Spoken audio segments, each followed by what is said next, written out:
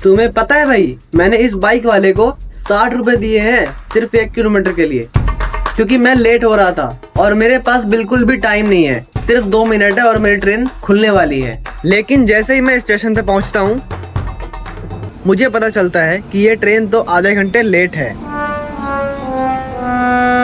लेकिन खुशी की बात यह है कि ट्रेन पूरी खाली थी। मुझे मिल जाती है विंडो सीट और मैं आराम से बैठ जाता हूँ और ट्रेन खुलने का वेट करता हूँ। और आज मैं जा रहा हूँ हम्पी, अपने नेक्स्ट डेस्टिनेशन। और हाँ भाई, ये मेरी सेकंड स्टेट होने वाली है मेरे इस सीरीज की। लेकिन अगर आप साउथ इंडियन स्टेट्स में देखोगे तो ये मेरी फर्स्ट स्टेट होने वाली है, जो कि है कर्नाटक। यस भाई, कर्नाटक जो है वो मेरी फर्स्ट स्टेट होने वाली है मेरे साउथ इंडिया ट्रिप की। लेकिन अगर गोवा को ऐड करोगे तो मेरी सेकंड स्टेट होने वाली है कर्नाटका।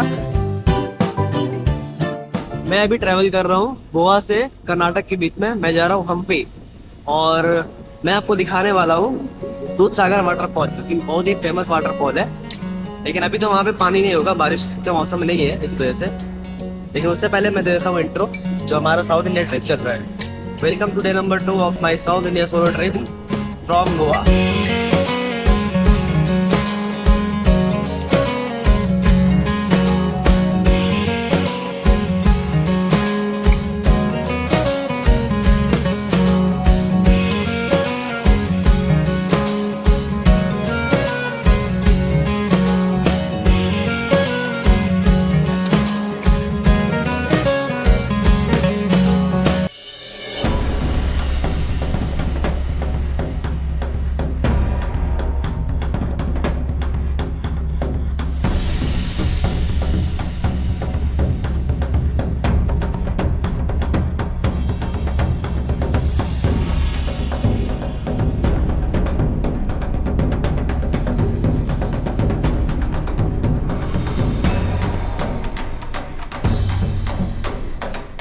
कहीं आप ये तो नहीं सोच रहे कि मैं हिमाचल प्रदेश आ गया?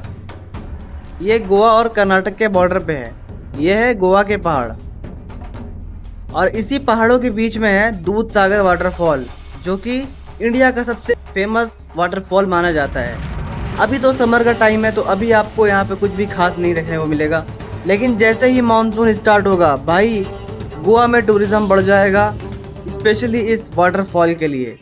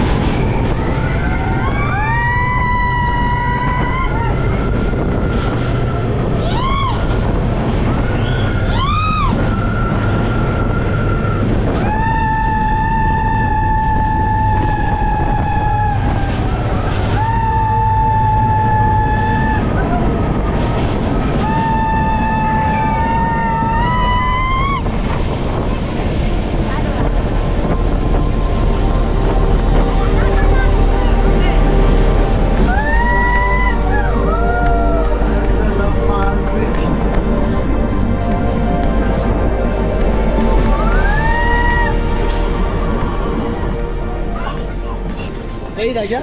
यही था। हाँ, दूधसागर। भाई दूधसागर में तो पानी ही नहीं है जैसा एक्सपेक्टेशन था वैसा कुछ निकला ही। इस सुंदर नज़ारे के बाद जब हमारी ट्रेन पहाड़ों से निकलकर जमीन पर आती है, तो मौसम कुछ इस तरह से हमारा स्वागत करती है।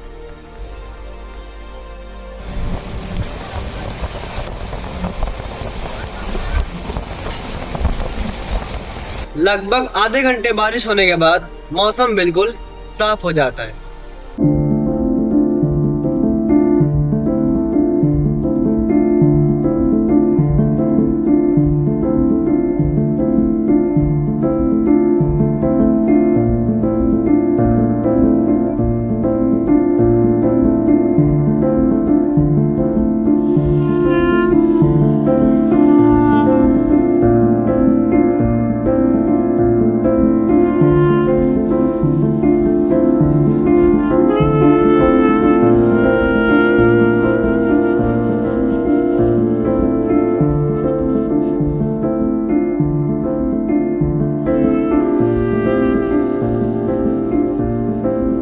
लगभग आधे घंटे के बाद मैं पहुंच जाता हूं Hampi.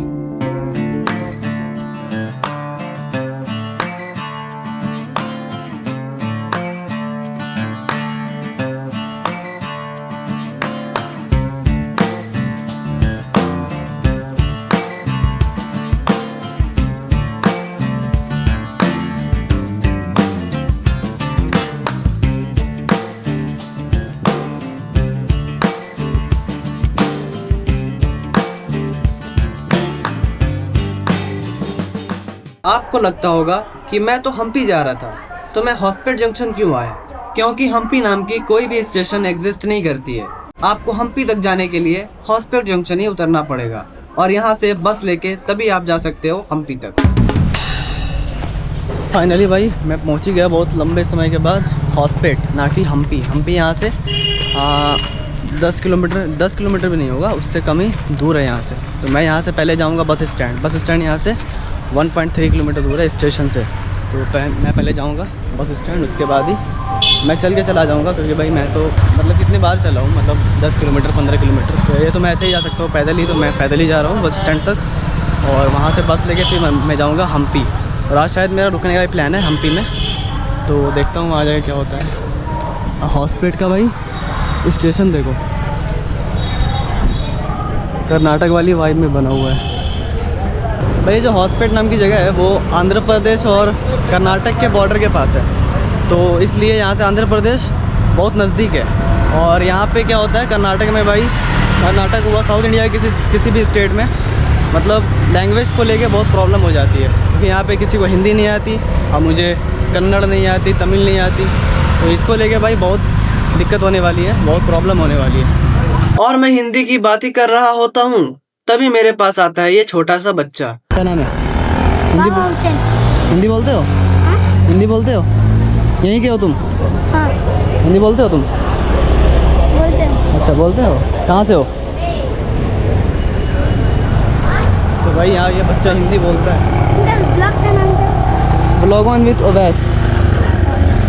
Blog on with Owais बोलना यूट्यूब पे, ओवैस नेपाल आ जाएगा, ठीक है? ओवैस नेपाल बोलोगे आ जाएगा, ठीक है? वो बच्चा भाई पूरे फैमिली को लाने चला गया, लेकिन मेरे पास टाइम नहीं है, मुझे अभी शाम तक में सब कुछ एक्सप्लोर करना होगा और रात को फिर मैं वहाँ पे रुक भी सकता हूँ और नहीं भी रुक सकता हूँ, जो भी होगा वहाँ पे जाके पता चलेगा। हिंदी कैसे बोलते हैं ये बताओ पहले। हम लोग को हिंदी पहले से ही आता है। अच्छा, सब बोलते हैं घर में हिंदी? हाँ। वाह, मुझे लगा यहाँ किसी को हिंदी आता ही नहीं है, बहुत प्रॉब्लम होती है मुझे यहाँ। थोड़ी लोगों को कन्नड़ आता है। अच्छा, तुम्हारा दिल्ली का पूरा ब्लॉग बताना। दिल्ली का? हाँ। वो बोलोगे सब आ जाएगा, टोटल आ जाएगा, ठीक है? उसको बोलोगे ना ओवैस नेपाल। तुम लोग अब उतार रहे हो ना? हाँ, वो सब आ गया। हाँ वो भी आ जाएगा। अभी जा रहा हूँ हम्पी, अब हम्पी का भी सारा ब्लॉग आ जाएगा, ठीक है? क्या बोलोगे? सर्च क्या करोगे? नेपाल। भोपाल। भोपाल नहीं, नेपाल। नेपाल। भोपाल तो इंडिया में है, नेपाल देश है ना? हाँ वही बोलना, आ जाएगा, ठीक है? ओवैस नेपाल। हाँ तब आ जाएगा। ऐसी बात नहीं भाई कि यहाँ पे गर्मी नहीं है, गर्मी यहाँ पे भी है, लेकिन वो उमस वाली ह्यूमिडिटी वाली गर्मी नहीं है। ड्राई समर है यहाँ पे, तो यहाँ पे कुछ खास फ़र्क नहीं पड़ रहा है। अभी मैं पैदल चल रहा हूँ, इस वजह से गर्मी लग रही है। और बस और 300-400 मीटर है बस स्टैंड, और वहाँ से बस लेके मैं जाऊँगा हम्पी। काफ़ी सुना है भाई हम्पी के बारे में। वहाँ पे जाने के बाद अलग ही वाइब आती है, ऐसा लगता है कि आप एंशिएंट टाइम में चले गए हो, पुराने समय में चले गए हो। तो एक बार विज़िट करना आप ज़रूर से। और सामने मेरे रहा बस स्टैंड।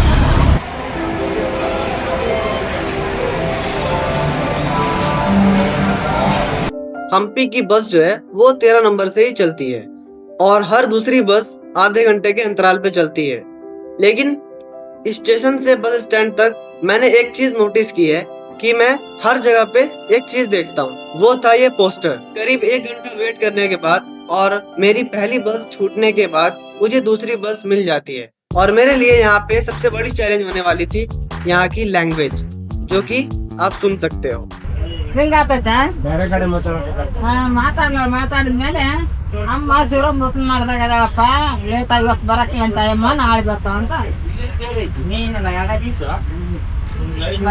मतलब यहाँ पे किसी को हिंदी आती ही नहीं है, ना कोई समझ पाता है और ना कोई बोल पाता है। कुछ लोग मिले मुझे जो हिंदी थोड़ा बहुत जानते थे, लेकिन 99% लोग यहाँ पे हिंदी नहीं समझते हैं।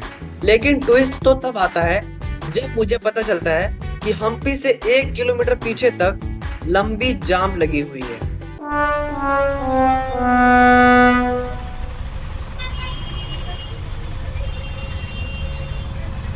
और फिर जिसका मुझे डर था वही हुआ।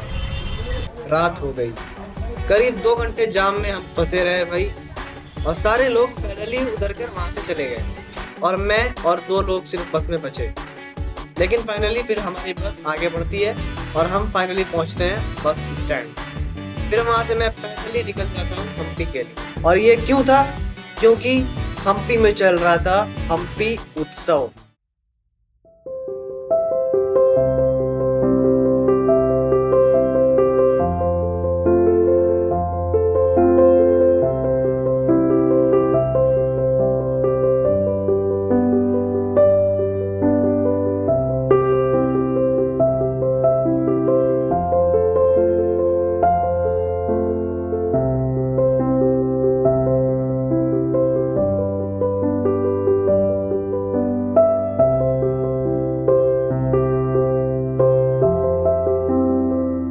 अब मुझे नहीं पता कि मैं सही टाइम पे आया या गलत टाइम पे आया, लेकिन आगे जो मेरे साथ होने वाला था वो मुझे बिल्कुल भी अंदाजा नहीं था। मुझे कहीं भी रूम नहीं मिल रहा था। लेकिन फिर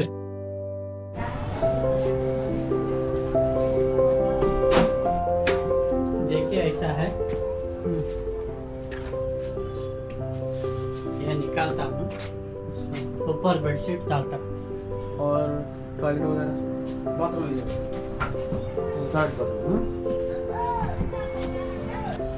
बेडशीट बेड बैग ಕೊಡ್ತೀಯಾ ಬೆಡ್ಶೀಟ್ ಹಾಂ ಬೆಡ್ಶೀಟ್ ಜೋ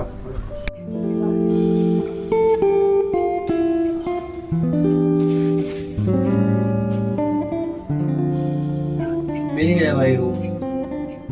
और मुझे यहाँ ना आने के बाद 2 चीज हो रही है, एक तो खुशी हो रही है, एक पछतावा भी हो रहा है। ऐसा मैं क्यों बोल रहा हूँ? क्योंकि भाई यहाँ पे चल रहा है हम्पी उत्सव और मैं उस दौरान आ गया, तो इस बात की खुशी हो रही है।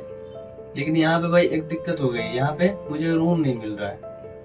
और ये रूम मिला है बहुत ढूंढने के बाद, कम से कम भी मैंने 8-10 जगह ढूंढा, हर जगह भाई फुल, कहीं पे रूम अवेलेबल ही नहीं है। लास्ट टाइम मुझे ये रूम मिला है भाई, तो मैं यहाँ पे आया हूँ और आपको एक चीज दिखाता हूँ। ये देखो भाई, ये है रूम, ये कुछ ऐसा बेड है एंड ये आप कुछ एरिया देख सकते हो। ये देखो भाई, ऐसा रूम मिला है और इधर पता नहीं क्या क्या फोटो लगा हुआ है, कुछ लोग होंगे उसकी फोटो लगी हुई है। इस तरफ भी सेम ही चीज़ है, हम्पी में जो सब चीज़ें हैं कल्चरल चीज़, उन सभी चीज़ की लगी हुई है। और ये पंखा है भाई, जो कभी कभी चलता है कभी कभी बंद हो जाता है, और हवा तो है ही नहीं इसमें। यहाँ पे ऑप्शन भी है इसको बढ़ाने का, आई थिंक बढ़ जाए।